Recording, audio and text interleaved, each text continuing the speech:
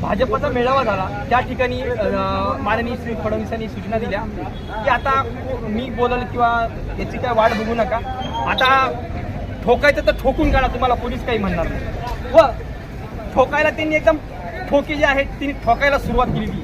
दरेकर असू, लाड असू व त्यांचा जो राखीव जे प्लेयर आहे राज ठाकरे, हे ठोकता ठोकता धाराशिवमध्ये आऊट झाले. मराठा बांधवांनी त्यांना प्रश्न विचारला, आरक्षणाची गरज नाहीच कुणाला, व नाव न घेता मनोज जरांगे पाटील मराठा समाजाचे माथे भडकावायचं काम करताय. काय वाटतं आपल्याला? माथे कुठे भडकत आहेत. आज प्रत्येक मराठा बांधवाला ज्यावेळेस परीक्षेचे गुणपत्रक बघताय तुम्ही, इकडं 85 मार्क आणि तिकडं 50 मार्काचा माणूस जर पुढे जात असेल तर साहजिकच माती भडकत. 40 मार्काचा माणूस जर पुढे असेल तर माती भडकणार नाही. जरांगे पाटलांचंच काय, आज प्रत्येक मराठा बांधवांचं माथा भडकतोय ज्यावेळेस तो रिझल्ट बघतोय, ज्यावेळेस मेडिकलची ॲडमिशन बघतोय. अशा या मराठा समाजावर ज्या समाजानं